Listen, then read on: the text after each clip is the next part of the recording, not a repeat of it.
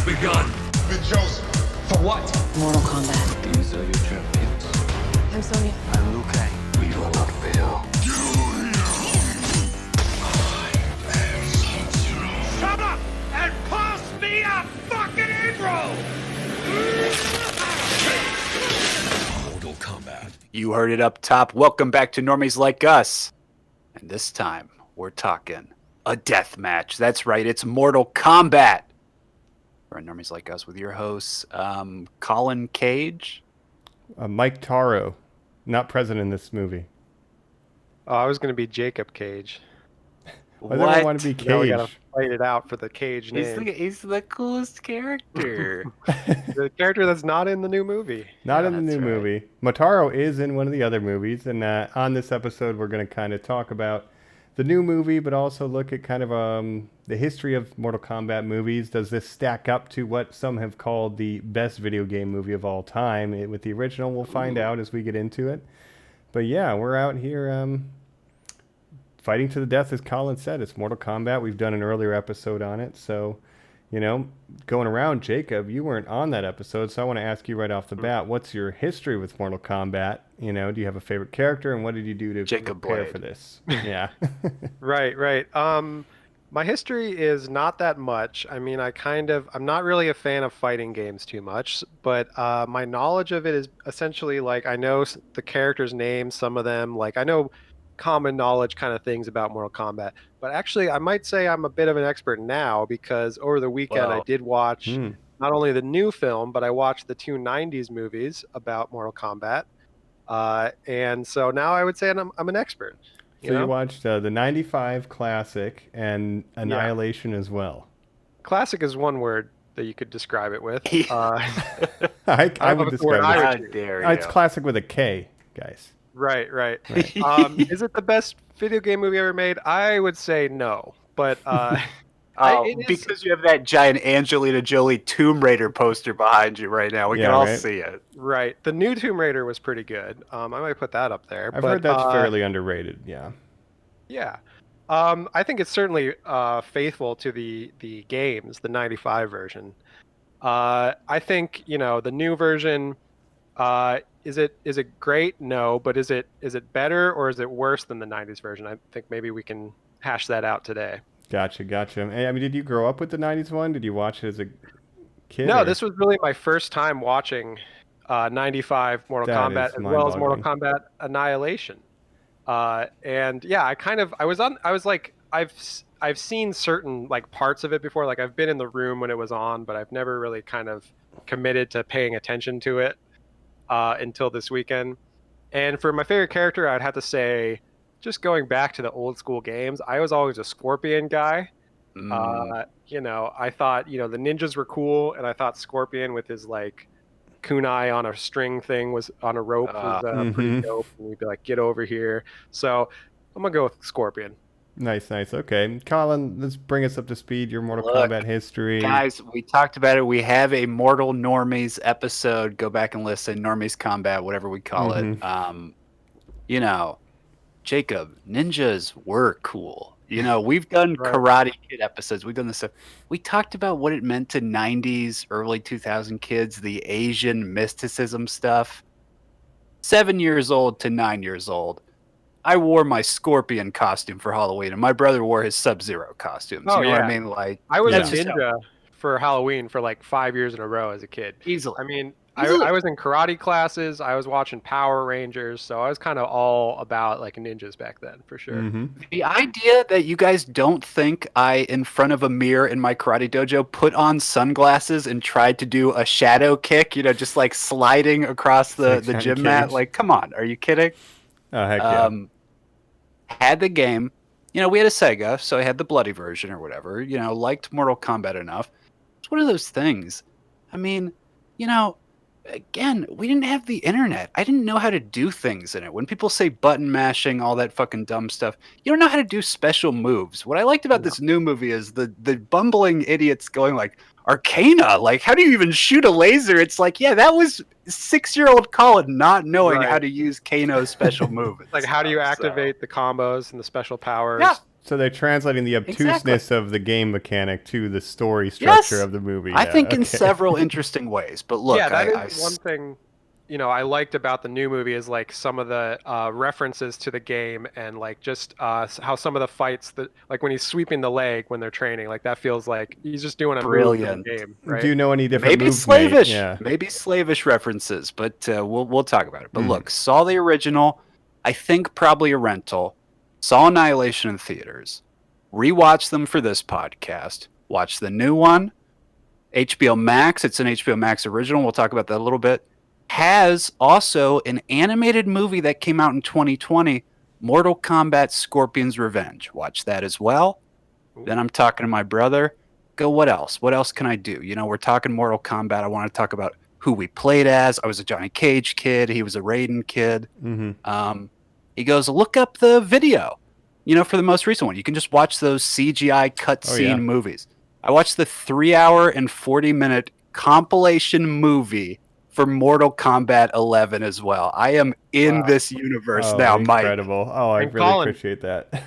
Did you know there's also the like web series that they made back in like A failed 2000s? weird TV series, which I didn't get to check out, but in my mind, I'm watching all this stuff, and we'll talk about this too. I'm thinking, does this exist more as a TV show? But we'll get into opinions. I want to Yeah. know, Mike, what did you watch? So just for this, I watched the new movie pretty much explicitly, but I grew up on the original. Like that thing was on repeat VHS. We talked, like I'm a big Robin Shou fan, Liu Kang from the original. Also Beverly Hills Ninja, shout outs. He should have done more stuff. Mortal Kombat Annihilation, also one of the worst video game movies ever made, bar none. I also watched that on repeat though. Probably I've seen that more than most people on this earth for whatever reason. I just kept the VHS playing.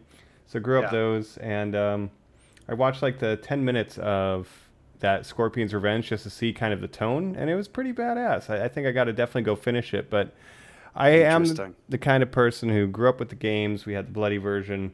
We talked about last kid in the room syndrome, where if you're the youngest kid, all the cool characters are picked, so you get the leftovers because the older people got them. But I Reptile fell to me in the draft, and I've always been a Reptile fan.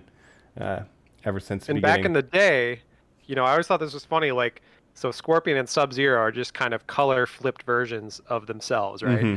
And Reptile back in the day was just a green version of them. Yep. And he didn't really become fully reptilized until later, right? Yeah, like Mortal Kombat 4, he actually looks more lizard-like, and I'll talk about that because he is in this movie, and we will be talking spoilers for this movie and kind of the legacy of Mortal Kombat, as it were. But yeah, I'm a fan of this franchise. I haven't played the games in a while since 9, but I really, really like 9. That's like the reboot where they do a lot of time travel, and it's like a big retcon where they bring everybody back to life. So, yeah. But none of us, we're not playing the, Terminator versus RoboCop version that they got now, right? Ninja Turtles, I think. Yeah. Yeah, no, I've not played any of that. But Superman? That's Injustice. It's the same, baby. It's all it reminds me of like Marvel versus Capcom, where it's just like characters that never should be in the same universe, just like fighting each other for some reason. Well, you're the champions of Earth, and that could be anybody, including Leatherface or Jason Voorhees. Why not? But yeah, so Mortal Kombat, normies. I think we're here. Let's get in the ring. The tournament's about to begin, so let's suit up. Check for any weird dragon tattoos. See if we can unlock Arcana while we talk Mortal Kombat. Normies like us.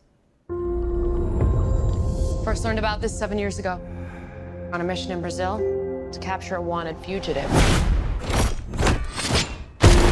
When we got there, it tore through our unit in seconds.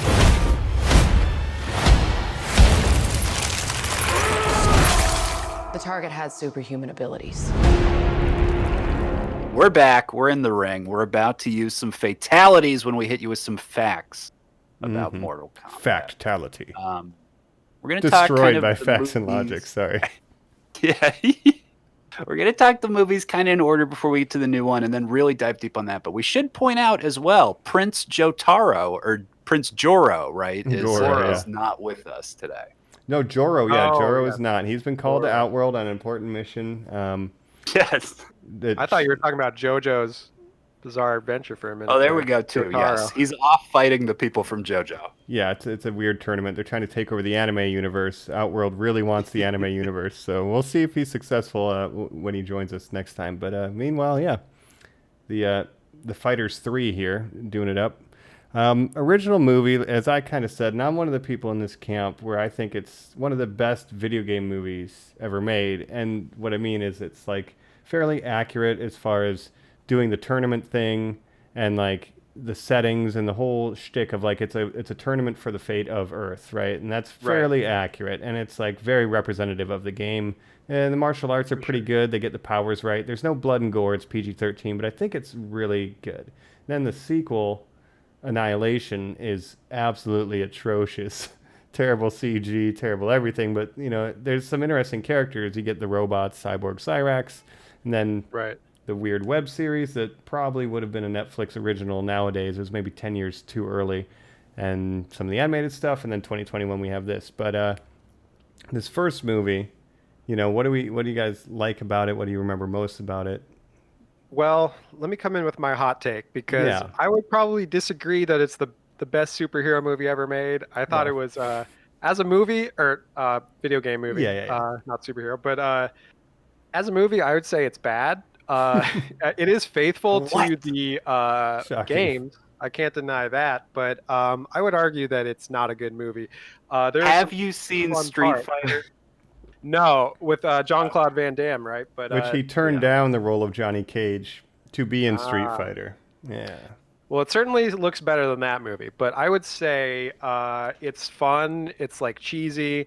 I like the martial arts, but as a movie, it was, you know, the plot was just very confusing to me. The characters, you know, some are well acted, some are like not well acted. Like, and when I mean well acted, I mean kind of just very hammy and over the top. Like, you know, Shang Tsung, the guy who plays Shang Tsung in your soul. Dude, Hiroyuki, he's amazing. Yeah, he kills it. He was probably my favorite part. Him and Liu Kang, classic. You know, great casting there. Some casting in that movie not so great, and the special effects don't exactly hold up. I would say, you know, to compare it to Annihilation, I would say they're almost on the same level in terms of, you know, the effects. I will say 95 is better, but you know, it's the same kind of like, okay, this is also a testament to practical effects holding up over time better than digital effects, right? Because just looking at the 95 movie, you have Goro, which is the practical effect. Yep. He looks pretty good. He holds up. Reptile, on the other hand, not so much. Does not hold so up. Much. Hey, can I speak one other thing, though, that you haven't said yet? Sets. You know, that first one has practical sets, Jacob. I think that makes it look great, too. Right. Some of the location shots are nice, Yeah, the thing I don't like is the sky effect of, like, you know...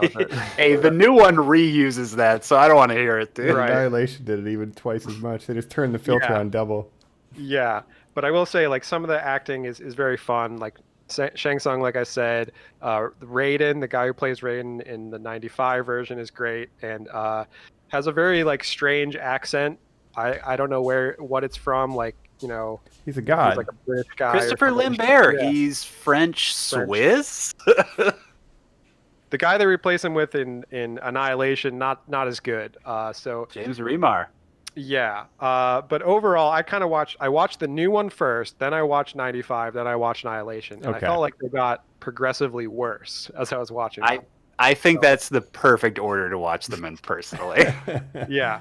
I would argue, you know, we'll talk about the new one, but I think there's some things that are better in the new one, some things are better in the 95 version. But just in that order of you doing them, weren't you kind of shocked? Because I kind of did it the same way. I watched the new one twice, but I watched it before, I watched the old ones, then I watched it again. Mm-hmm. Weren't you kind of shocked how similar the plots were?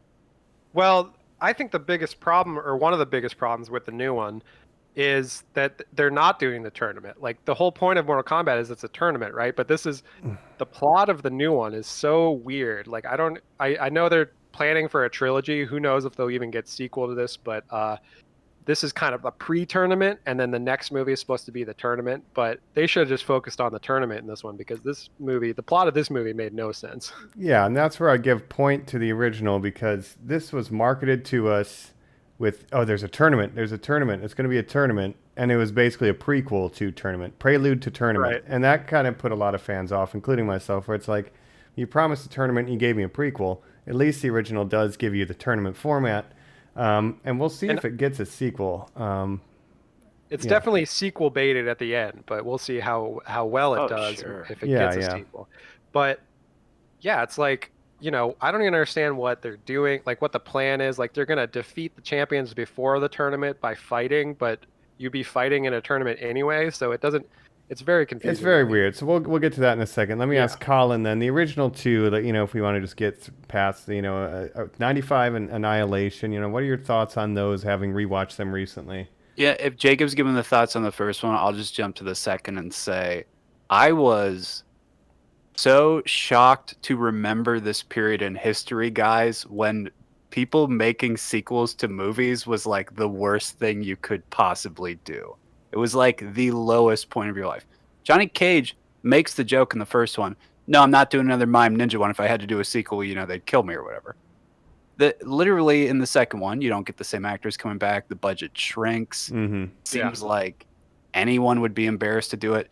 Think about how the world works now. Everybody who's in this new one is like, hey, I've thrown out to the producers Mortal Kombat: Sonya Blade. Maybe I get like a Netflix original series, that leads into 2. It's like, Jesus Christ, you know what I Right. mean? Yeah, sequels are seen very differently now. Like if you're not planning your movie to be a part of a bigger shared universe, then you're doing something wrong as a studio these days. But yeah, back in the 90s, Paul W.S. Anderson didn't even want to come back to do Annihilation. They, like you said, they recasted everyone except for Liu Kang. Liu Kang, and Kitana. Kitana, yeah. Yeah. It's very strange, but I'll just say this about Annihilation. I just finished watching that earlier today. They have a and Hollow that was- Earth in that. We love Hollow Earth here, Godzilla, Yeah. right? Mike, I hated that. The minute that sequence came up where they went through the Earth, I said, Yeah, God damn it, it's another Hollow Earth movie. And then he says it's powered by the heat of the core of the Earth. And I said, okay, the Mortal Kombat universe still makes sense. Isn't quite hollow, yeah. Right. I would argue that movie I could not follow at all, and I was just kind of watching it, and I was like, "Wait, what's happening again?" Yeah, that movie was aggressively bad, I think. Yeah, Sindel, too bad you will die. There's some really great line reads in that film. Yeah. If you watch them in a row, though, Jacob, if you found this, Shang Tsung in the first one does say, I am the emissary for the Emperor. Right. Now, that doesn't, help that in the No. second one, literally Liu Kang says, but we won. Why is this happening? And James Right. Remar says, who knows? Well, you get Shao Kahn at the very end of the first one. He looks completely different than he does in Annihilation, but he's kind of like a giant monster. And then they all do the pose at the end, and then it kind of ends. Cut to Annihilation. He's just a bald guy who's Raiden's brother apparently. But I think Annihilation suffered because it didn't have Shang Tsung, who really made the first one, and I love that actor, like his Cary facial Tagawa kills it expressions, and his everything. line readings. Yeah, he was amazing. And he's come back to play that role in the game. Like they had a skin that was his look from the movie, and he voiced it. He's always happy to come back and play that character. So it's always good to Your see soul is mine. him. Yeah. Let me ask Mike a question now. As a guy who played the games, out of these two, do you have a that's the best pull, like the centaur guy, or like the banshee girl, or one of the robots? Do you have like a favorite standout from those two? Yeah. Well, in the original Mortal Kombat, I got to see Reptile in lizard form, but also like human ninja form. So that was great for the first movie. That's what I wanted, was to see Reptile, even though he has like clones and it's a little weird. But the second movie, I really was excited to see Cyrax and Sector, the ketchup and mustard ninjas, the red and yellow dirt bike guys. I didn't expect to see them live action as a youngin'. And I thought Jax was actually done pretty well when I was younger, like in that movie. Sure. I'll just say this about Reptile in the first movie. Normies, if you haven't seen this, you got to go back and watch, but it's maybe the worst special effect in a major motion picture I've ever seen. Mm-hmm. Like when he's in lizard form, I mean, it's just like, it was the 90s. It was a very Liu different Kang is era, like so. wrestling with him in air, but he's clearly holding nothing. And they did a special on it on the news. Like, look at how powerful computers have become. And as a kid, I was like, you could do anything.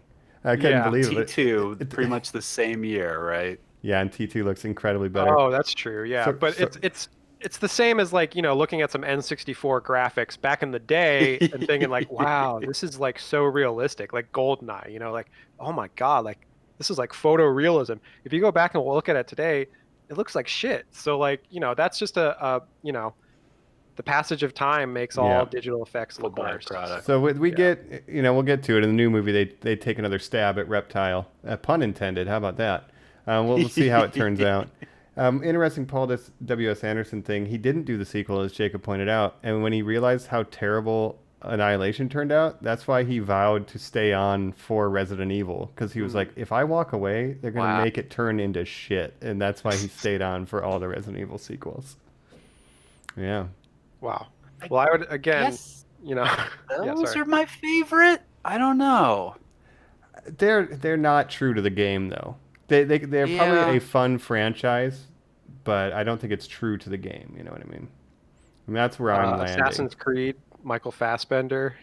Yeah, Anyone's I know saying your that's the favorite. best. Well, if you want to be accurate to the game by being, a shameless cash grab from a major studio, then yes, Assassin's Creed is the most accurate video games movie. But we're not here to talk ass Creed. We're here to talk ass kicking. Original movies. That's one of my best combos on the moves list here.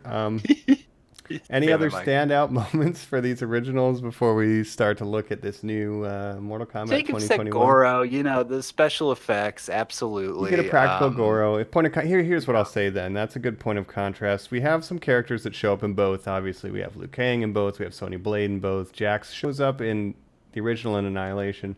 The standout of the original movie for me was Kano, and still is Kano. That original 95 depiction of Kano. Put a smile on your partner's face, though, ear to ear.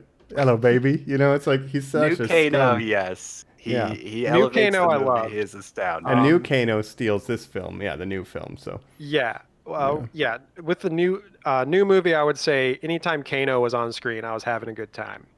And there was a lot of boring parts in the new movie, so he really saved that movie for me. But original Kano was great too. Goro looked great, and the way they do that is like that was like an animatronic where it requires like 5 people to control him or something. So pretty advanced for the time. those are $500 sunglasses, asshole. Yeah, when Johnny Cage throws the picture at the end, and it says like to my best fan or whatever. That's like right out of the gate. A lot of people. I always thought that meant Scorpion was a big Johnny Cage fan, and he carried that photo with him his whole life. But I think what it really is that's his friendship in the game. Is he gives you an autographed photo, so it like fell out of his pocket. Genius. Johnny Cage has that, so he can always, oh, you're my biggest fan, and give it to somebody. Anyway, I always had that wrong. I like the idea that Scorpion just really likes cheesy action movies secretly. Keeps that with him in hell. But I also wanted to mention about Scorpion. His power in the original, in the 95 movie, is instead of just having a regular rope knife thing, it comes out of his hand, and there's like a little dragon head on it that opens and like bites you. Mm-hmm. And I just thought that's an incredible translation from the game. That's like doesn't make any sense, but for some reason it's just funny and it just works. And another great example of CGI. And what happens when it dies? Does it regrow its head? I don't know. It just goes back into his hand, and then that's the last we see of it.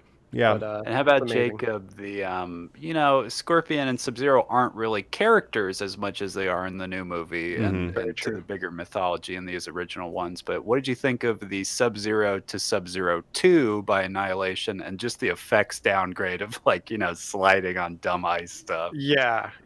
I couldn't really follow. Like, it's his brother in Annihilation. He's trying to get revenge on Scorpion or whatever. There's too many. There's smoke in Annihilation. There's too many ninjas. I just get really confused. Oh, no, there's so many ninjas. There's Bihan, Noob Sabat. There's Smoke. There's Cyber Smoke, Ermac. Yeah, there's if there's a color, there's a ninja for it. But they do get more personality in later games. But Sub-Zero does become a good guy, but I guess it's a good transition to the new movie. Traditionally, the original Sub-Zero is a villain, and that's what we get in the 2021 film. So, how was about Scorpion round 2? and Sub-Zero and Scorpion are like mortal enemies. To steal from Godzilla. They share an ancient rivalry, and I guess it's time to let them fight Mortal Kombat 2021 right after this. It had the same marking you do, Cole. It's a birthmark. What do you mean? He was born with it. It's not a birthmark, Cole. It means you've been chosen. Throughout history, different cultures all over the world reference a great tournament of champions. That dragon marking? I think it's an invitation to fight for something known.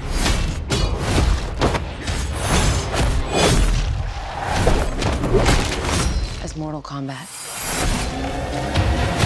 Bihan. Bihan no more. I've decided it's like I am Sub-Zero. I was like, yeah, I went to the court. I got the documents filed. You know, like, Official name you really change. want me to call you Figured it that, out. bro? Like, yes. Okay. But yeah, we're back. We're talking Mortal Kombat 2021. You know, I think it opens strong, but you know, what do we think, guys? You know, we got Bihan, as we just said, Yeah. versus Hasashi. Opens with an epic showdown, gives a little more weight to the heavy hitters. Look at all the marketing for this movie, Mike. This is a film they tried to release in theaters that's also on HBO. It seems to be doing pretty well, but the posters are one half Scorpion, one half Sub-Zero. And they released Right. this first 7 minutes online to even further kind of build up. This is, you know, Sub-Zero, Scorpion, you know, let's go. Totally. And yeah, it's really focusing on those two characters more and their rivalry. And then it even bookends the movie with two fights between them. One taking place many years in the past when they're both human. And then at the end, we get the return of Scorpion from the depths of hell or wherever. And he's helping his ancestor, Cole Young, everyone's favorite Mortal Kombat character. Yes. And you know, they're taking on Sub-Zero together. And I thought those I two will fights were protect- awesome. Great-great-grandson in this frozen MMA ring. Yeah. Right. And I loved everything. Every time they were on screen together fighting, like I thought it was awesome. Like the first scene is awesome. The climax fight is awesome. It's more, you know, my problem is more a lot of the stuff in between. You know, I thought this movie is fun when it's not boring, but unfortunately, it's boring a lot of the time. Interesting. I do think like the effects are undeniably, I think, better than the '90s ones, right? But I mean, obviously, they should be because it's a movie coming out in 2021. But I did like a lot of the effects, like the Sub-Zero cold stuff. They do a lot of cool stuff with his cold powers. Yeah, yeah. So Sub-Zero is our villain, and that's actually like my favorite stuff of this wasn't even the martial arts, even though I did enjoy the Scorpion fights. I enjoyed like the setup and the idea that there is a Terminator movie where Sub-Zero is the Terminator. Like that stuff was very cool. He shoots the shotgun into Jax. I'm like, this is scary, and like And that he's like was fucking people awesome. up continuously. Yeah, like I think you got to look at this movie in the context of coming out after the MCU, after shared universes are a Totally. thing. Like they're trying to build this mythology around, you know, that everything's an ancient prophecy with the A group birthmarks. of people with powers must come together to fight a threat that will threaten the entire Invade world. the realm. Yeah. Right, You win 10 right. tournaments in a row. They've won 9. It's like, this is a lot of exposition. But Mike, that was the first That's in the movie original too. too, They yeah. used that plot point. I was blown away by that fact. So, Which Mike, I always I just wondered wanna who know. was fighting in the first 9 tournaments, though. That's my question. Like, were there Earth champions maybe before? Nightwolf in that kind of montage we had. Yeah, or Yeah. maybe, who knows? Who knows? We'll find out in the Right. prequel films. Some ancient people. Mike, Yeah. I want to let's stay with Sub-Zero and Scorpion. What did you think of, were those like for Jacob, the top points for the movie for you? No, but we can Wow. stay on them. They were very good. Joe Taslim is playing Sub-Zero. He was also in the HBO Warrior series. He's kind of the Bruce Lee insert character in that. So he's keeping it in the family by, joining the Mortal Kombat cast. I think he does a good job. With Sub-Zero, like I said, they do an interesting job of making those characters, Scorpion and Sub-Zero, feel threatening and like real and grounded. Like especially with Scorpion's introduction and then the fight later, and just as I said, the way Sub-Zero is such a threat to like the average person. I found that very interesting. Well, and they give them like real backstories compared to in the '95 version. They're kind of more like background characters, which I always, I like They're like Scorpion and Sub-Zero brainwashed a lot and from just the game. they're Yeah. just there. They're under control Lock from into Shang him as a Tsung. kid, yeah. But I thought they were good in this. I thought the effects were good, and I liked anytime Kano was on screen because he was like the only character with any kind of personality. So I loved him. He kind of injected some much needed humor into this movie. I love Kano. I want to talk about Kano real quick. I want to say my take on Scorpion and Sub-Zero please. is I think their costumes were fucking dog shit. I think they're encumbersome. I think putting so much on Sub-Zero, including stuff hanging off him, the waistcoat stuff, when he's doing those high kicks, you can't see his legs stretch out. And then Scorpion, it's so busy. You know, it's uninteresting putting so much stuff on top of him. Right. Yeah, I would agree with that. And even Joe Taslim said like it was really kind of hard to do martial arts in the suit. And I think the choreography does suffer in this. And even like Scorpion, it's like, yes, he's Japanese. So what if he had a ninja costume mixed with a samurai costume? And it's like there's a lot of shit going on. I kind of with you there. Well, I want to say this about the fighting. So, I thought the fighting, it wasn't amazing, but I thought there was some good choreography in this. I think the main difference is that this movie focused a lot more on like special powers that different characters have, whereas in the 95 version, it's much more like pure martial arts, like, kicking and punching each other. This one, it's like, they're basically the X-Men, right? Like they each have like a special mutant power. They're training to like discover their arcanas. Which is, can be whatever. Which, if the script does not spell it with a K, we riot. Oh, really? Arcana. It better be. Arcana. Yeah, Arcana. My favorite one of these, I think, was Jax, where he just has little weak robot arms that suddenly turn into strong robot arms. But it's like, that's not a power. Like, so if why his did you just give him Arcana, strong arms to begin with? Right, if his Arcana was to have bigger robot arms, what if he never got his arms ripped off in the first place? What would happen? Right. It's a very convenient, I guess it would be like the second movie where he'd just wear the gauntlets, right? Yeah. Yeah, and I think in Annihilation, he just had augmentations to his arms. Because he takes them off to prove, I don't need these, and he beats up Motaro in Annihilation. Right. So this one, it's kind of like a convenient explanation to be like, see, like, Kano has a laser eye, of course, because that's his Arcana. I guess. So it can just be anything, really. Not a fan of the Arcana thing, for the record, personally. It's not from the games, Yeah, and there's a lot of changes that they make in this movie to explain certain things that you don't really need to explain like that. Like with the Arcanas, with the birthmarks, where you can either be born with one or you can kill someone with one and then steal theirs, which is what Sonya Blade does, because her whole arc is like, oh, I don't have a mark. I'm not a champion until the end when she, kills Kano and gets his. But that makes no sense. There's a lot of stuff that doesn't make sense, right? Yeah, and that's the bulk of the middle. As we said, we're book ended with Scorpion and Sub-Zero. As promised, they give you what you came for at the beginning, but then they kind of shift gears, as we said, to Cole Young. So, Colin, let me ask you about everyone's favorite creative character, Cole Young. Sure. How do we feel about this guy as our actor protag? Louis Tan? I also did a little extra homework. I watched his show Wu Assassins on Netflix. A couple episodes of that as well. I guess he's known for bad guy in an episode of Iron Fist. This guy, Mike, is kind of known for talking shit about the projects he's involved with. He says, "Oh, what's his name, Finn, the guy who played Iron Fist, Finn Jones. Yeah. Oh, couldn't do the martial arts. They should have hired me." Kind of says the same stuff about the Wu Assassins lead as well. They can't do the karate as well as me. I'm like already kind of against this guy. Yeah, kind of a jerk. Now, in the hindsight of the movie, you read all these interviews of what was the intention of the character, because Normies, spoilers, like Mike said, he's a creative character. Fully, totally original character created for this. They knew the risks going in on that. They said, well, we know it's going to be hard for the audience to buy in. I'm confident that we're going to make a guy where if you were playing the game, you're going to pick Cole Young next time. And I got to say, Jacob is very quickly nodding his head no, Cole Young is maybe the worst character in the existence of creative writing. I'm with you there. Yeah, well, and you're a writer, so you know.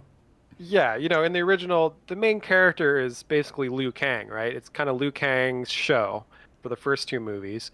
Kind of centers around him. Now, instead of making it about Liu Kang, they make a new created character who is so boring and uninteresting It's really confounding. I think Yeah. it's, Part of the Hasa Hashimi, I'm sorry, I apologize, complete butcher there, the Scorpion bloodline. yeah. We Yes. don't really get a, why he's an orphan, what happened to the bloodline that they would start like ditching each other. It's almost like Assassin's Creed, right? But I saw an interview where they said, well, you have to understand about his arcana, when it's released, a full body set of armor with one tonfa and one bladed tonfa that he creates Yeah. is all about family. His power is family.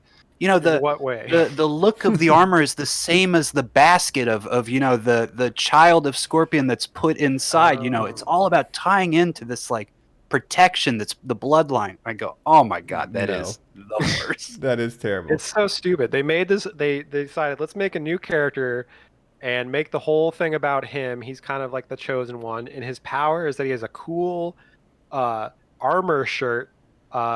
No, it's not Well, cool that's at the all. thing. We It's- don't know He's what an his power MMA is. fighter who's washed up. I thought it was his stepdaughter he was interacting with. It's his real daughter who I thought it watches was him his- get his ass Yeah, kicked I thought it was like his for sister. $200 I thought it was every his night. sister until they introduced his Sure. wife, and yeah, it's his family is like completely pointless again. Like I just I want to would protect die my for my family. family. My arcana is my family. And you're like, Mm-hmm. shh, quiet. and it Cole, does come out of go.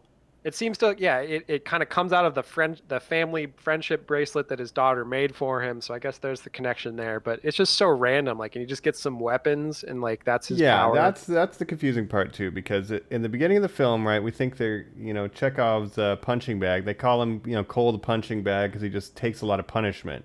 So then when he gets the suit on, and you're like, is this like Bishop or is this like Black Panther's suit where it can absorb kinetic energy and it starts to glow when he's fighting Goro? You think he's going to redirect it, but then he also gets weapons. Like, it needs to be just one thing or the other. It can't be Right. all the things, right? My Mortal Kombat boy that you are, I confess to you, I had Wikipedia open the whole time so that I could like look up who certain people were and what was going on. We're watching it. You don't know Cole Young is an original character. He could be Johnny Cage. He could be revealed. That could be his fighting name at some point or whatever. Because he's a cage So fighter. at one point, I'm like, oh, Get it's it? that guy Baccarat or whatever who has Baraka, the bladed yeah. things. Like, maybe he's a take on them. No, absolutely not. Nope, he's just Cole No. Young. I call him a Mortal Kombat man. That's my name for that power. Nice. Yeah.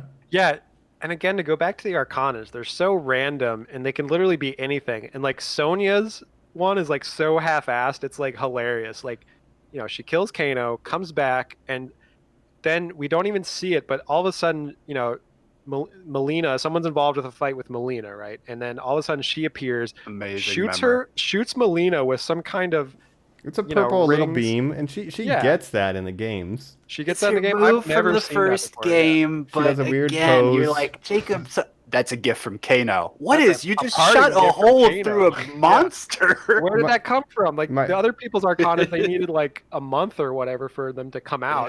Yeah. She immediately gets hers, and it's so half-assed, like the explanation. Kung Lao, a character I absolutely love Man. because Yeah. he gets the what's Cat the Man. rope guy in Suicide Squad where he's like he can't even be introduced with everybody else. He's like, hey, I'm also here. Wait, no, I'm not. I'm dead. But you're like, oh, his is teleportation. No, I think it's just controlling the hat. Controlling his razor hat, which is obviously a thing from the game. First time we've seen Kung Lao in a Mhm. movie, so he was not in the Amazing. 90s versions. So it's nice to see him, but it's so like if you think about it, it's just stupid. Like his hat spins in a circle and can cut people. That's like a fatality from the game, though. Like that's I know, a I fan know. service. And he does right? say flawless victory, Jacob, and it does sound like a guy dubbed his voice when he says it. Well, I got to tell you too. There's times when, like in the first movie, they say flawless victory, and he says it here, but I don't think they know what it's that not means. a flawless victory. Yeah. It's flawless In the victory. 95 version, Yeah. they do this too. Yeah, it's like Shang Tsung says flawless victory when it's clearly not, because a flawless victory means the other guy didn't land any A hits single on you. That's hit, the whole right. point of You it. get the Yeah. P, you get the perfect. Yeah, exactly. So they misuse flawless victory in all of these, unfortunately. Amazing. So Can far, I just real quick? I know we want to talk about others. We'll talk more about Kano, your guys' favorites. We're Mine, saving Liu that. Kang. I'm not a guy who loves the lead character, but I thought Ludi Lin fucking crushed this role as Liu Kang. But real quick, I gotta say, I liked the birthmark stuff. I thought that Really? was all really interesting, guys. I thought that was a good hook to it. I've seen the criticism now that it's the chosen one stuff. I disagree. Look at Jax. I like that you kill, you become the transitive champion or whatever. He's just a guy thrown into the situation or whatever, right? Right. I do like that there's a way to kind of inherit it, like from defeating somebody. Like that's cool. But also, it's a justification for one-on-one fights why these people would be the champions, even though I don't like that it's the one time it's kind of muddily explained is our lead guy just inheriting it for years. That does not make any sense. Does his daughter have it too? Yeah. Right. Well, right. This is what's You know? confusing is like this is the 10th. It's about to be the 10th tournament of Mortal Kombat. They lost the first 9. Where was Cole don't even Young get this to whole it. time? Like Cole Young's an adult. Like he could have fought in the early tournaments, right? He had the Yeah. birthmark this whole time. So why is he just finding out about this? Or Sub-Zero could have just killed Baby Cole. Right. Done and done. Yeah. So there's, I don't know. the video game movies and their plot holes. So there's weird stuff with the contrivances, and that's kind of the vehicle. It's Cole is getting chased by Sub-Zero. They send Sub-Zero to basically kill all the Earth champions before the tournament starts, give them a little Nancy Kerrigan. And then that's how they're going to defeat Earthrealm. Like, we'll kill all their champions, and that'll be that. So Cole is kind of the audience insert character. What's all this? And we had that with Johnny Cage in the first movie. He's just a Hollywood guy who's like, what's all this? And he's at least likable. Cole is Right. not. And that's the chunk of the movie that we're saying is boring. And so now this is where I would like to say we're going to be right back, where we talk about the best thing and other things in that chunk of the movie. It's Kano, baby. Right after this. Oh, those are great, mate. They make those in men's sizes? What's his name? Kung Pao. Pass us a fucking egg roll, would you? Well, how about I take that stupid fucking sombrero you wear and shove it so far up your ass you start speaking Spanish? How does that sound? I got a better idea. How about you two get on your knees and take turns sucking my sack? You some fucking cave dweller hippie twirling his anal beads, taking orders from this wushu wanker who wears a hubcap as a helmet! Shut up and pass me a fucking egg roll! That was it, wasn't it? You all saw that. Laser beam! It's better than fireballs, you pussy! We're back. Yeah. And then we're talking the best character ever. We're talking Kano. We get an introduction to this character that, again, makes our lead character seem like the stupidest person who's ever existed. He reaches out to Sonya Blade. He has to leave his family behind, Cole Young, to go on this adventure, like Mike said, to insert himself into Mortal Kombat. Learns the conspiracy.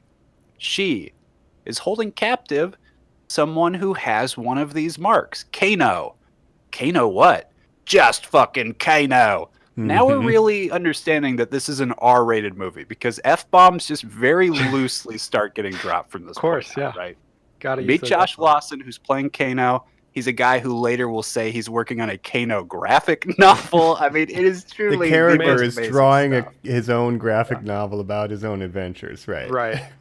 Cole Young says, Kano, just Kano. What is that? Russian? Now, Kano has basically said to him, good day, mate, at this point. Yeah, do you not it makes understand our lead character seem accents? so fucking stupid. It is almost, you just wonder why put this in the movie. Right. Yeah. Well, And to put him next to someone with so much charisma is really Oh, not oh doing my- Cole Dead any last that's services. the thing is Kano is the only character with any kind of like personality or wit to them. So it's like he really shines when he's on screen because all the other characters are just so dull that he's just having all the fun and like the scenes like at the dinner when they're in the temple with Liu Kang and Kung Raiden Lao and and everyone. pass me a Hey, fucking what's your egg name? roll. Kung Pao? Give me an egg roll.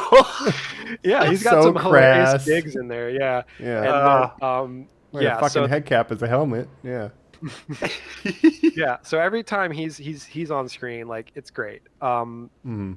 Mike, yeah. your favorite character, the Reptile fight. I would say maybe one of the best fights in the movie, in my opinion. Maybe number one. What did you think right here? True. Interesting take on it. The reptilian version of Reptile has never been my favorite.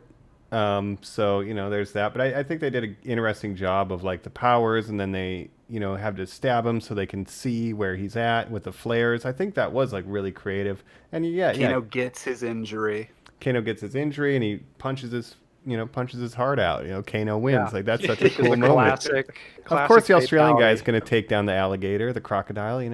Yeah, so Kano is great. I would say from the other characters in the movie, I did like Liu Kang. Kung Lao was cool like for a minute, but then he dies in such a like he just gets killed off like very quickly.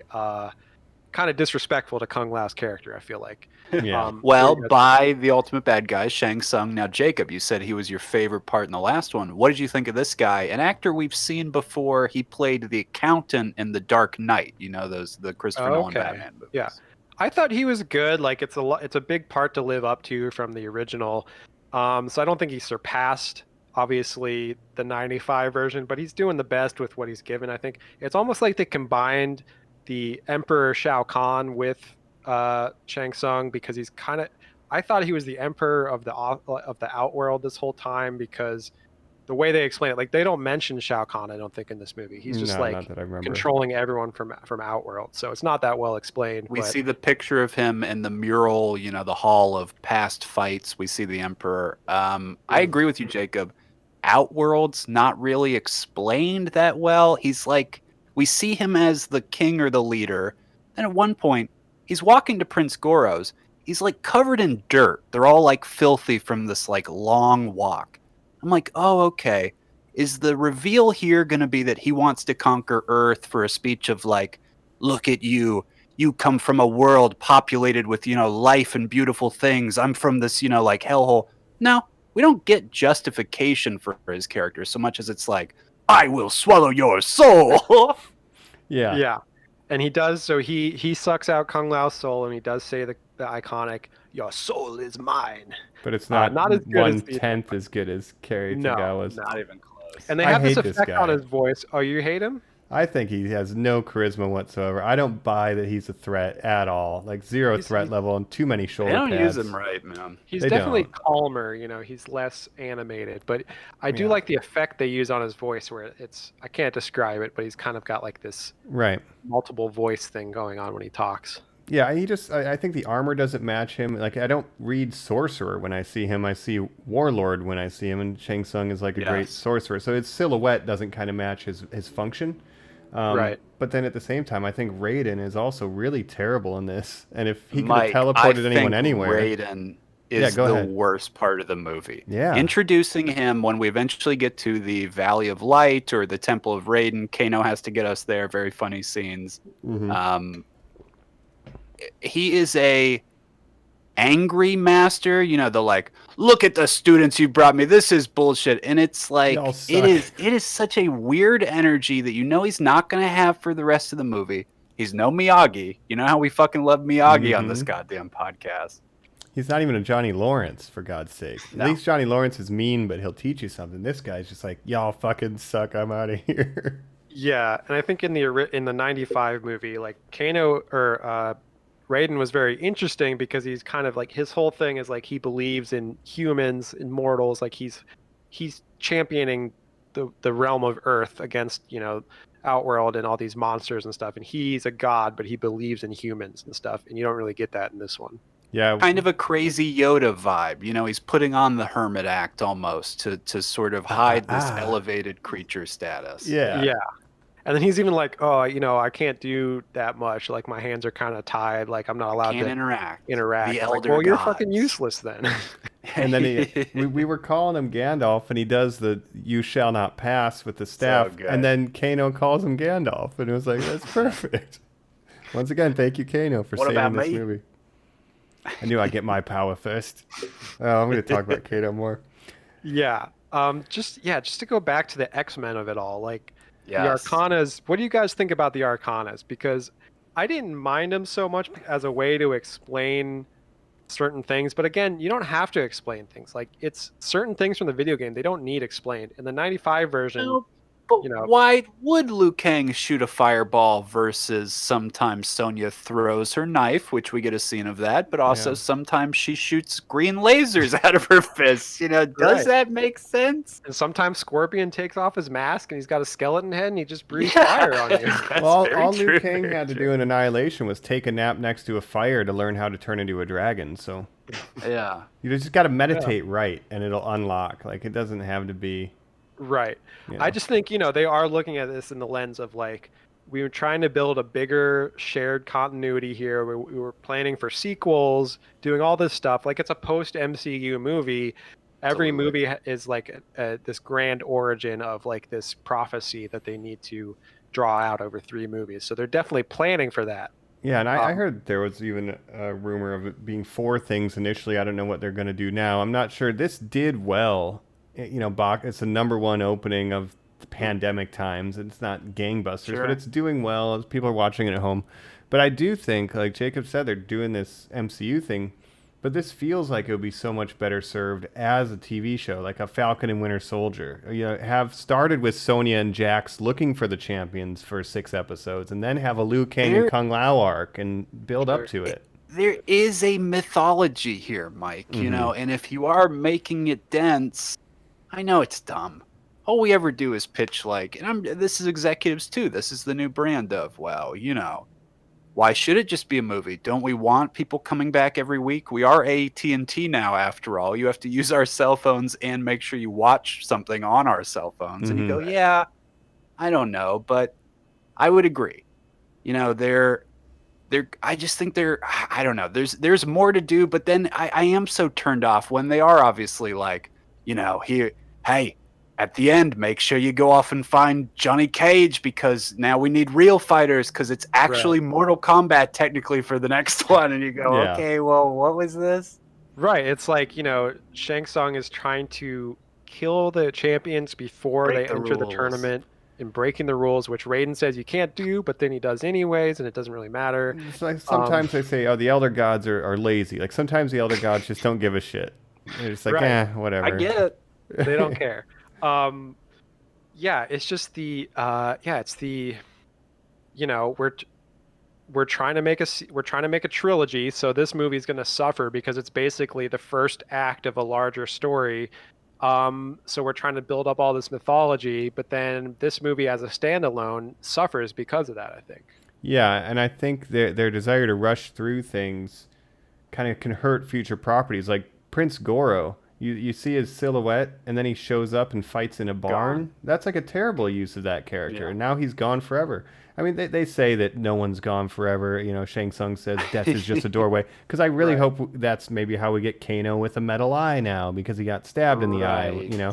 So there's ways to keep it going, but it just felt like that's not how you should use Goro at the very least. No. Yeah, I definitely think they would bring back characters that were killed in this one.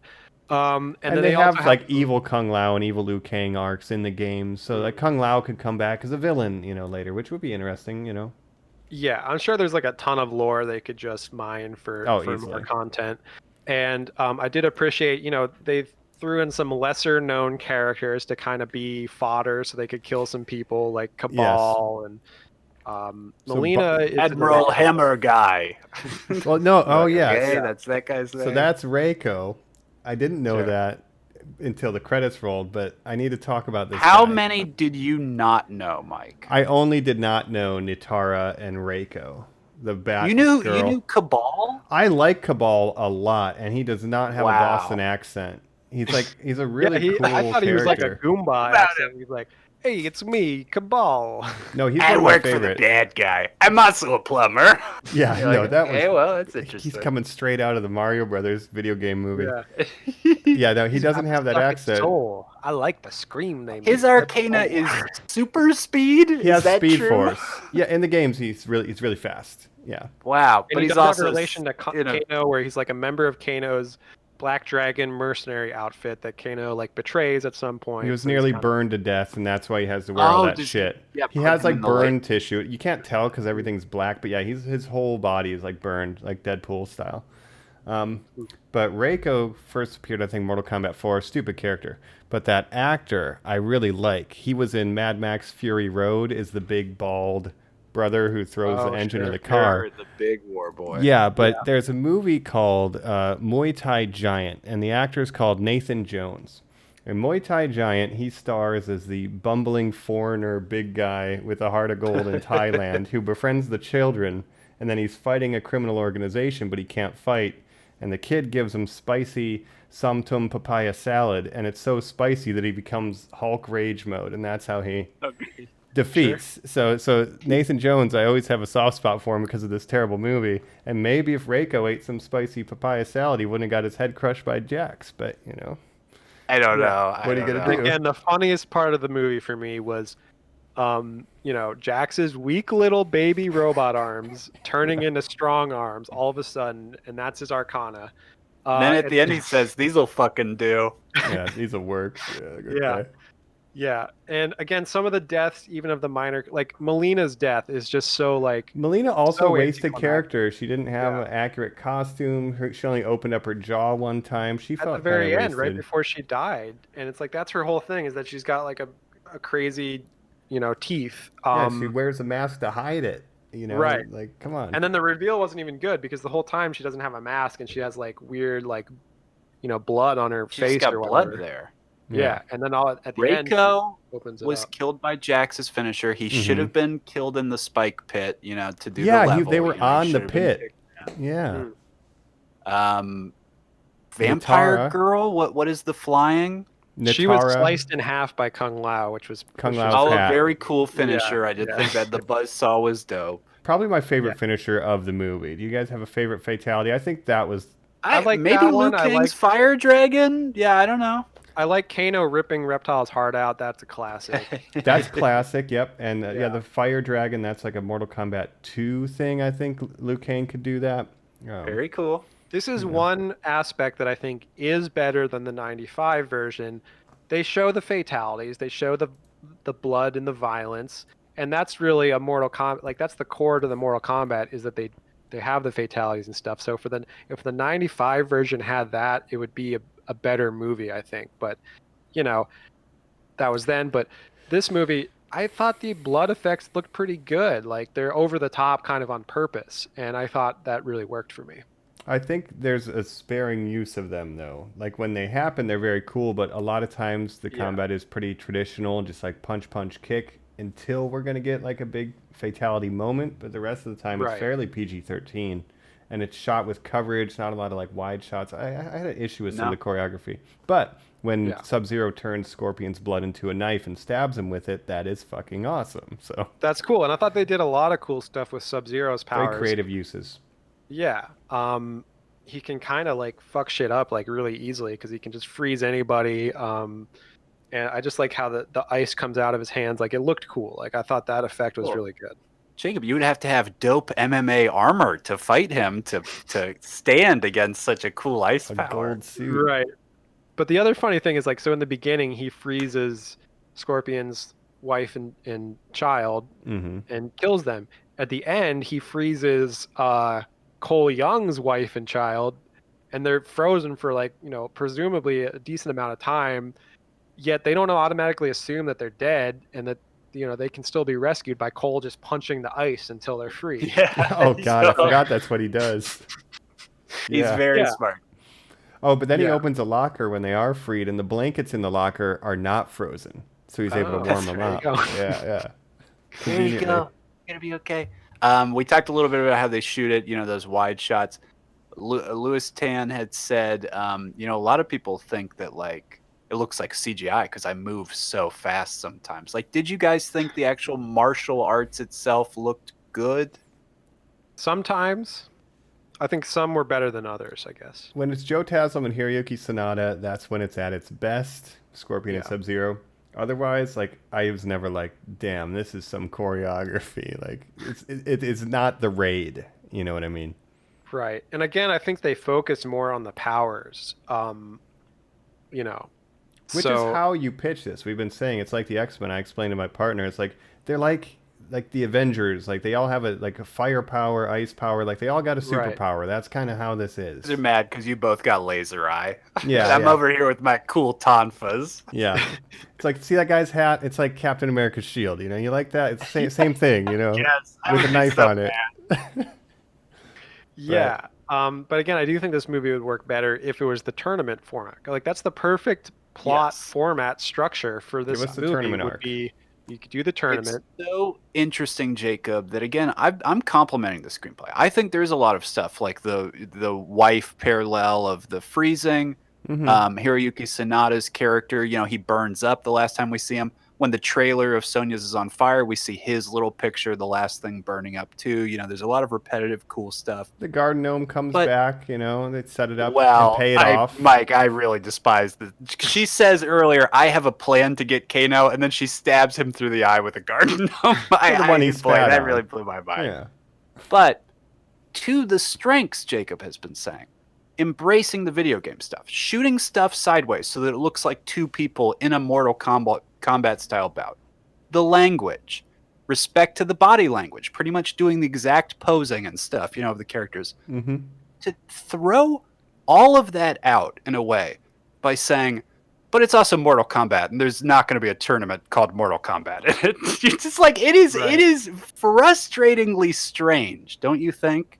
I think so, because I think there is a lot that's like fans of the games will appreciate certain references and homages to the game, but at the same time they kind of completely throw out certain stuff that's like core to the game, like the tournament.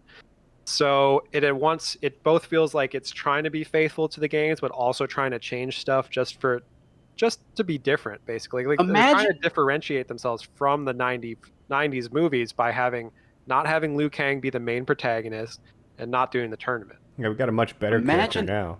It's a show, guys, called Legend of Zelda: Ocarina of Time. Okay, it stars Cole Young. Oh no! And he never gets the Ocarina of Time. You'd and be Link like, is like a supporting character. Yeah. Yeah, and he's like, "Hey, man, it was great meeting you." You're like, "No, Link's not supposed to talk. Why is he talking to Cole Young?" Ganondorf's the most interesting character in the movie, in the show. Yeah, I think we should just add Cole Young to every intellectual property now. Like any new movie, just add Cole Young. And you're not allowed to have have to family as a protect them. superpower, because that's for Fast and the Furious only. Yeah, Do only the uppercut, Mike. Oh yeah, Use the uppercut. He does the uppercut. Yeah. Oh right, I forgot how to fight. But that's like another reference to the games. I feel like it's like hit the uppercut button. You know, like that's why I like the leg sweeping scene, because it's like he's just hitting a button on a controller. And Kano literally says, "Don't you know any other moves?" Mashing. Yeah. When Joe and I, we used to pitch each other. We used to say, "What would a Super Mario movie look like?" Right? Or, you know, it's dumb to say a shooting game. What's one that's not GoldenEye? Because when I say a GoldenEye movie, obviously there's a GoldenEye movie. A Gears of Perfect War, Dark, Call of Halo. Duty. You would need to you need to, the creativity in putting that on the screen is not just using the property to say, hey, didn't you always want to see Doom as a movie?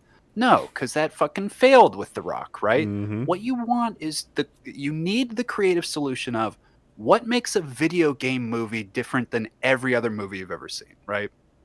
And to me, that was always, maybe it switches to first person for like a long action sequence and that's it. You know, that you feel like you are in the game. I always thought that's how it had to be. I am really impressed by this Mortal Kombat movie.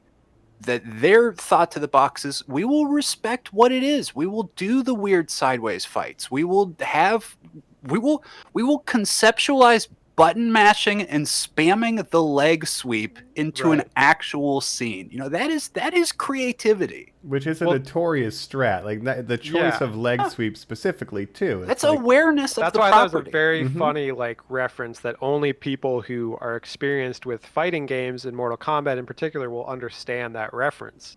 And so You almost want Kano to say like, you button mashing. I want in the sequel. You almost want Kano. Maybe this is where the Mortal Kombat games go, or the movies. Maybe in the next one they find out they're in a video game, like that Ryan Reynolds free guy. And it's like, and literally Kano's like, yeah, that's why I was saying all that stuff last time, like spamming and what's my power. And it's like, obviously I'm the one who knew he was in a video game. I'm just waiting to get Kano leveled up. does feel like the self-aware character.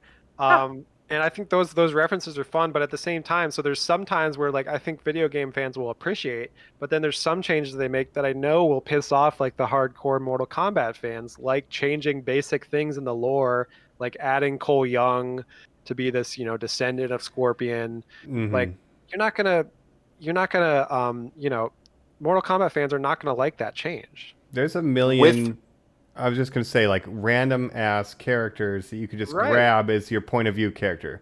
Even Yeah. starting with Cassie Cage, and then it's like, I got to get my dad next time. Jesus Christ. Like, that's such a better tie-in.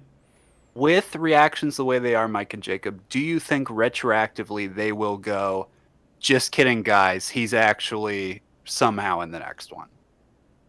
Who? Cole or Johnny Cage? Cole Young. Oh, And Cole make Young? him, instead. I think they'll stick with him as, the character that he is now, but I just think I think they were trying too hard to be like, we don't want to do the same things that the 95 movie did, so we're not going to make Liu Kang the main protagonist, and we're not going to have the same kind of plot structure. We're going to try to change it, but I think some of the changes they made the movie not as good. Some of the changes they made, let's say, push it towards Annihilation territory. Like, the final act where it's like, we're going to have 5 mini fights. Everybody's got an opponent. We're all going to pair off. That's the exact ending of Annihilation. Totally. And it just feels more X-Men-ish or Marvel-ish, where it's like each character has their own superpower and they're doing their own thing. They're fighting their rival or whatever. And I think Annihilation got away from the tournament format too, where it's like now there's no tournament anymore. They're just fighting to save the world basically because the Outworld people are trying to take over the world. And then they still set up by some contrivance one-on-one fights at the end. They still pair off even though there's no tournament. That's like kind of what makes it like weird, like feeling kind of. Aiden learns to cheat. He can move the characters on the board too and kind of sets them off, right? So just move Cole to the safe zone, move Jax to the safe zone. Why did he have to get his arms ripped off? Just teleport all the heroes there. I can't get involved. Well, it's like Raiden can teleport people, but Shang Tsung can also just like appear through that black smoke and send Sub-Zero anywhere. So it's like anyone can be anywhere. Yeah, unless they can't be because reasons. Yeah, right. Here's where I think I want to leave this section before we get into final thoughts.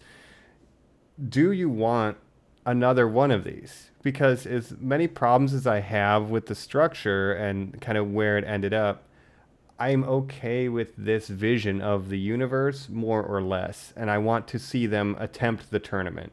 Colin, let me start with you. Do you want to see the tournament? To hear that, since you're the biggest fan, Mike, I would say yes, and obviously the tease we are left on is Raiden says, for some reason, I don't understand this logic.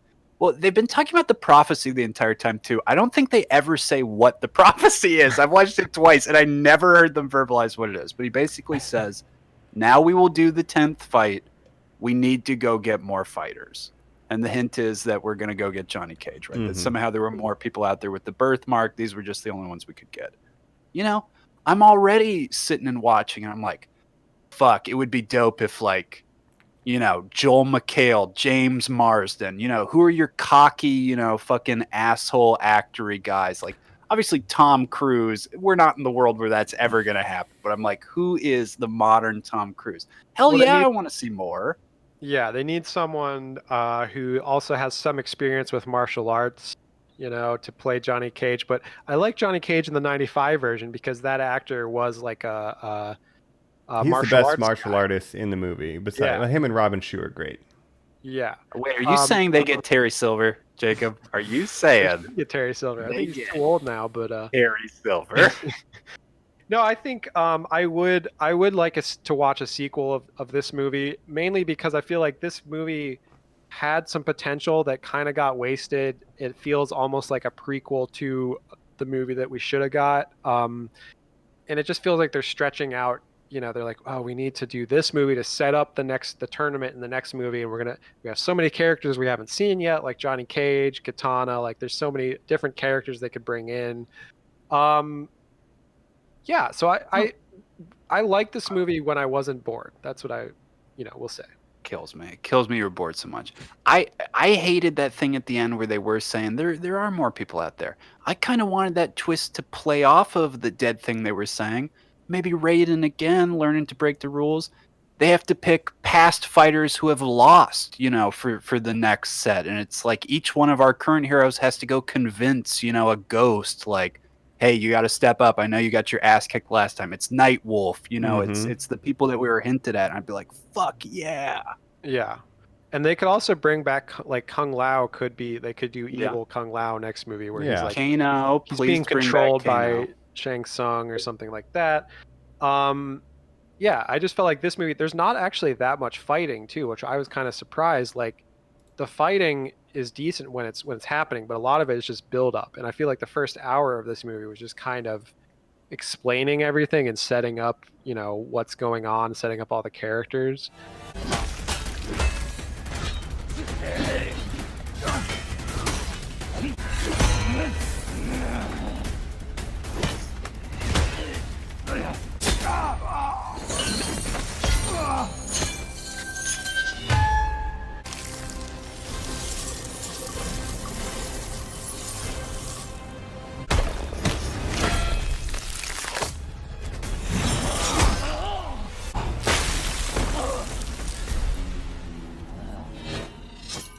They have to do a lot of legwork because it is a lot of people are unfamiliar with the lore and it's confusing and I guess we'll just roll into final thoughts kind of off the back of this, but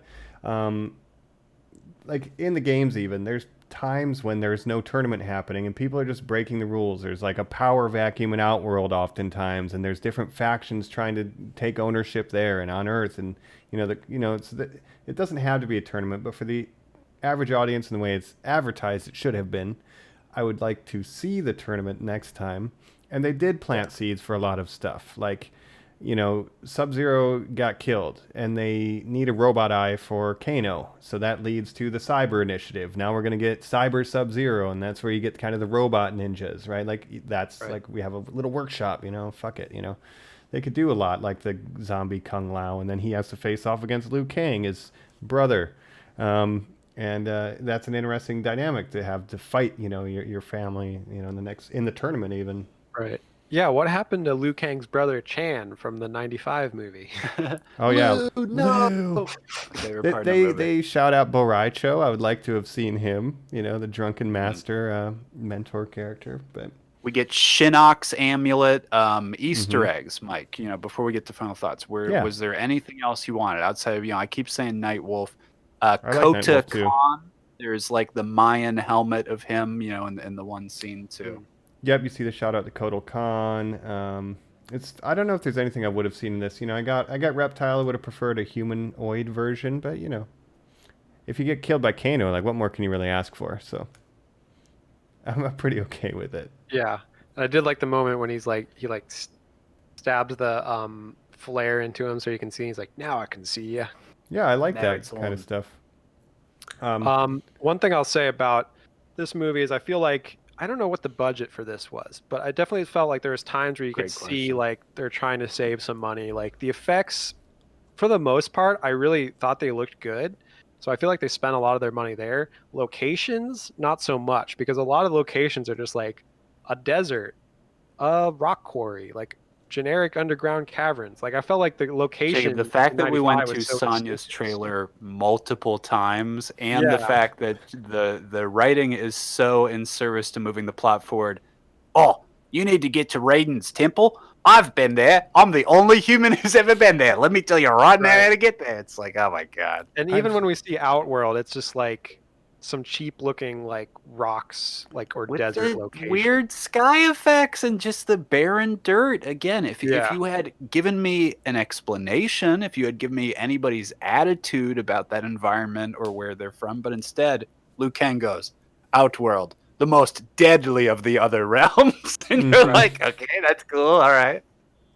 It's definitely done better in '95. Just the aesthetics and vibe of Outworld, and like they have matte paintings. Yeah, it worked. It's real. The island feels real and interesting. That location is very interesting. Yep. Yeah, it looks like another realm. Whereas in this one, it's just kind of like, oh, they're in a desert, and they kind of messed with the colors so that it like the sky looks kind of weird. And that's supposed to be Outworld. I guess let me get one more complaint about Cole. In pro wrestling, they'll introduce a new character, and they really, really want the audience to like them and think that they're super cool. Yes. So they'll throw one of the most popular stars in the ring with them and have them lose. That's what they did with Goro. They sacrificed Goro to put over this piece of shit Cole, and that sucks. Right. And you know what? Cole didn't even know Goro's biggest weakness, which is you punch him in the balls. That is. And then you run away. And then he'll fall off a cliff on his own, Prince Goro, we are honored to have you here. You don't see him; he's completely in silhouette. Then again, Jacob, that's the budget stuff you were saying. Yeah. But my and I final thought Goro thoughts. looked decent when he was on the screen. You know, the effects of it. But I think everything they tried was decent. You know, I think this was a great swing at bat. I think this was a very ambitious movie in places Yeah. where it did not need to be, and overly complicated in places where, again, it didn't need to be. I think this is something where get out of your head. Don't worry about. I agree with you guys that you're remaking the first movie so much. You are. You have Jax, you have Liu Kang, you have Sonya. As long as those are your main characters, Kano. yeah, it's always going to feel like the other thing. But guess what? Those are the main characters of the video game you are adapting. It is hard to ignore that. So, Right. yeah, do I want to see something more traditional next time? I don't know. I would like to see a better hand at it. This guy is a first-time director. To me, that kind of shows, even though, again, he's an older guy who seems like he knows the property very well. That could be the screenwriters. It's a weird history of first-time directors. The second one, Annihilation, was as well. Paul W.S. Anderson. It was his second film, but obviously his biggest budget. Like, come on, he was really working at the height of it. I think this isn't a franchise you take a gamble on. I think this is something where you get a person who knows what they're doing. You get a Frank Darabont, you know, from The Walking Dead. You get the guy who does Castlevania, comic book writer, what's his name? Gareth Ennis, maybe?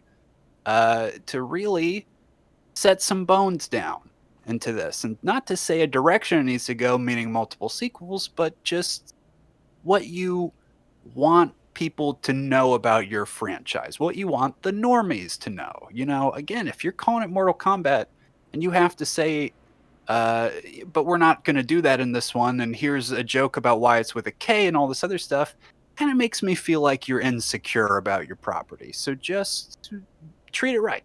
You know, you mentioned Castlevania right now. I guess I'll jump into my final thoughts before throwing it to Jacob.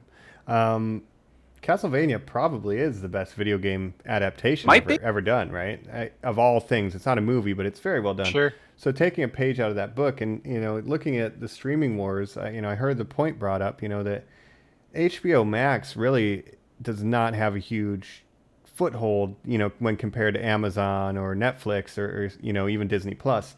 So what they really need is strong franchises, and what they have, as we kept saying, is a superhero franchise tailored to adults that has pretty good market penetration. You could just do this, like have before the next movie, do a side story of searching for the champions or whatever, right? Like if this was Falcon and the Winter Soldier, Jackson Sonya, Scorpion and Sub-Zero, the early days, right? Like you do these things, this could be a big franchise for, you know, HBO Max and Warner Brothers. Like if they did, like Colin said, and got some people to treat it seriously, because for a long time superhero movies were not taken seriously because they thought that's just for kids, comic books are dumb. Once they took them seriously, they're pretty awesome. So until video games get to that point, which slowly they are, where they're taken seriously as a medium to adapt, you know, maybe we'll start getting something special. And I think they did an admirable attempt, and it was, as Colin said, an ambitious attempt. It didn't land everything that it did, but I think I liked enough of what it did land that I want to see a continuation of this in whatever form is financially viable for the shareholders, and, you know, More support video this. game movies. Yeah. Yeah. Let me throw this at you, okay? So, talking about what's the best video game adaptation, we have upcoming The Last of Us adaptation starring Pedro Pascal, and Ellie is going to be, is her name Ellie in that? I think so. Yeah. Is going to be played by the young actress that played the she was in Game of Thrones. She was like the young northern girl, northern like lord's daughter or whatever, that becomes the head of the Mormonts. She's the little mean girl, the little mean mugging girl. So so it's gonna be those two cast in the Last of Us adaptation. Maybe that'll be the best video game adaptation. Jacob, does it count to have a video game that is designed cinematically to finally be adapted to cinema or, you know, film or whatever, to say that it would be the best? Yeah, it's that's a so good question. different to something where I played on the Game Gear that's 10 pixels moving at 10 frames a second, throwing fireballs at each other. That's a great point. I mean, it's probably a lot harder to adapt a fighting game or something like The Last of Us. You're right; it's designed like a movie or like a TV show where you're Fair following point. these characters through this, plot where you have lots of cinematic cutscenes and stuff. Got all your That gets you to storyboards and adapt. animatics. Yeah. Yeah. Rather than a game that originally started as an arcade fighting game before Right. moving to consoles, right? And the story is basically a paragraph at the end of when you win the game of some nonsense, Right. Yes, Mortal Kombat. You Yeah. must fight Mortal Kombat. Right. Okay, here we go. But as for this movie, we've said it already. It's trying to do a lot, right? I think it's a kind of an ambitious movie because it wants to be a good adaptation of Mortal Kombat. It also wants to be a franchise starter of like an MCU or X-Men type franchise. My question is there as much interest or as much material to make a Mortal Kombat franchise like that as there is for something like X-Men or Marvel? But I would argue, I mean, I'm not a fan of fighting games, like I said. Maybe, there are a lot of hardcore Mortal Kombat fans that want to see multiple movies and stuff. I would like to see a sequel and, even a trilogy of this movie because I do like some of the stuff it's setting up. I think it has potential. But I'm not dying for like this whole, let's get a Jackson Sonya standalone. I'm not sure I would even be interested in watching that. Maybe, maybe there are other people that would be, but for me, I think one of the problems with the current state of movies is everything is, if you're not a franchise, then you're dead in the water, So I'm not sure, but I definitely wouldn't mind seeing a sequel. I'll say that. Well, brands are what keeps the streaming services alive. Disney has the Star Wars brand, and HBO Max just doesn't. And this is something they could try to make into a brand. It does suck that everything has to be a franchise, though, but that's kind of just where we're at. To your point, here's even less what they owe. Kong, right, and Godzilla, those are Legendary, a subsidiary of Warner Brothers, owned by them. The first two Mortal Kombat movies, New Line movies, this one as well, now Warner Brothers has purchased New Line.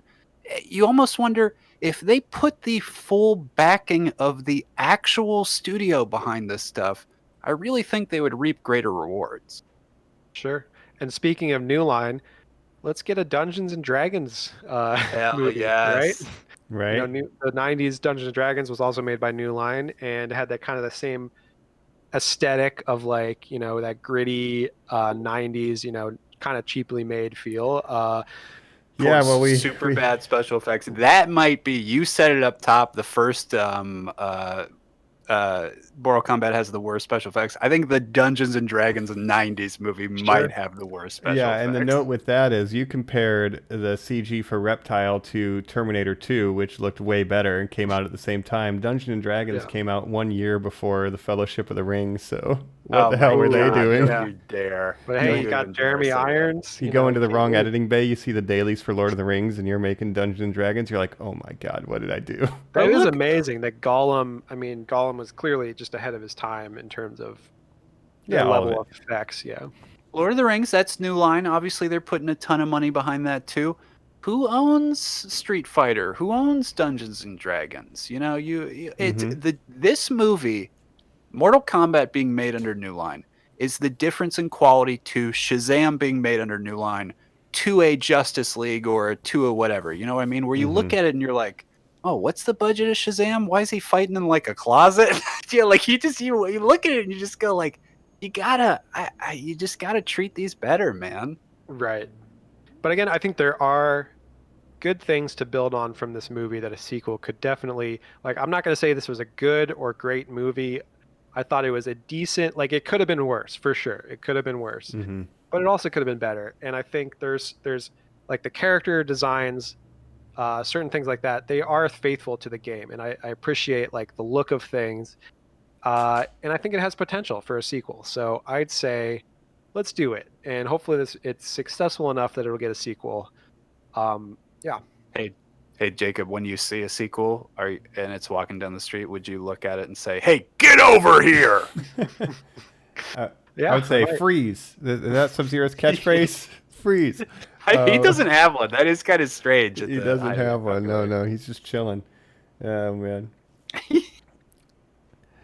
My thought. I had one last thing, and now it has floated away. Oh yeah, here it is. So much as Cole was a self-insert replacing Johnny Cage in the original, and then in the beginning of Armageddon, Johnny Cage is immediately killed. Whatever the sequel is, please just kill Cole in the first act. Move That on. would be awesome. That would Just be do it. hilarious. Yeah. A noble sacrifice. You know, he can But go he out on a high can't die. I note. mean, he's the ancestor of Scorpion. He has to Let fulfill the his promise. daughter Yeah, get the ancestor means something, Scorpion. I guess. There's my last question. Do you think we will ever see him in a game? Oh man, if this did better, I bet they have the file waiting for DLC, and they're just absolutely. reading the reviews. Do we do it? I think it DLC depends Pack because if 5. they do, if they greenlight a sequel, if they greenlight a trilogy, then yeah, we might in a future game get a Cole Young playable character. Like you said, like in the '95, they obviously took the look of Shang Tsung from that movie and put him as like a skin in the game and stuff. So they could definitely do that. I Fuck think. that. Just give me this Kano. Coworker. Yeah, that's a great A new alternate skin. Get the actor. Yeah. I would love that. I have a coworker who his only complaint with the film was, why didn't they just digitally de-age Shang Tsung and use the same actor from the last movie? Sure. And that guy, I guess he's friends with Paul W.S. Anderson. He's in the Death Note movies, I think. Sure. Yeah, and that guy has just such a distinctive look that, like, yeah, I think he's like 70 years old now, but Showdown Little Tokyo. just bring him back, Jacob, yeah. for the latest game 11, he is the DLC character. They captured his face for Shang Tsung. So obviously, you know, that's his bread and butter. That's kind of how he gets. Like you said, this Shang Tsung not living up to him for sure. Yeah, that's what's hard is comparing the new ones to the old ones. I would rather watch the '95 version than this again. Unfortunately. But I want to see where this is going. So I don't know, because I think, again, to compare the '95 version, maybe you're seeing it as, you know, through a lens of nostalgia and that kind of thing, which is understandable. How dare you? For me, I'm in the theater of Annihilation. My grandma is asleep right next to me. I have no idea why she took us to see it. yeah, I don't think Annihilation is definitely worse, but I don't think it's that much of a step down. I think they're both pretty bad. But you know, there's a lot of cheesy, over the top fun of the '95 version, which I can see the appeal of that for sure. And you know, Shang Tsung with his like leather trench coat that he's wearing, like he's just, you know, that's iconic. Flawless victory, you know, all his bullshit lines. But then they kill him, and then, you know, he's not even in Annihilation, and that kind of brings that down for sure. Billy Zane lookalike as Shao Kahn doesn't do it for you. Discount not Billy so much, Zane. yeah. The bad guy from Sylvester Stallone's Cobra. That's the only thing I know from that dude. Another great movie. He keeps his gun parts in a pizza box in his fridge, if I remember correctly. Well, Mike, Rambo, a DLC character in the latest Mortal Kombat. He also would be a champion of Earth. Of course. Well, if that's all we have for Mortal Kombat Champions of the podcast, if you enjoyed listening to this, tell us what you thought about Mortal Kombat. Tell us in the comments of this YouTube video what you thought of Mortal Kombat. That's right. Now, you guys might not know this. I do have a birthmark shaped like a dragon, and my arcana is getting you listeners to go to @normie_like_us, rate, review, subscribe. Like Mike just said, check out the YouTube stuff. We're putting up videos now. We like that, and we hope you like it too. Let us know your thoughts on Mortal Kombat, who you played as, who your favorite character was, why you love Kano too, and that it's okay that he's kind of racist. Yeah, we give him a pass because he's such a delightful bad boy. He's a scum of the earth. But we've been your hosts. This is I'll do Colin Kang instead. Wah, wah. I'll do Michael Combat. This is Jaco, like Kano. Yeah, no, it's Jacob like Jax, but it's just Jacob with an X at the end. Oh yeah, Jakes. Jacob 6. Yeah, there we go. All right, Bye. Normies. Bye. Bye, Normies. Flawless podcast.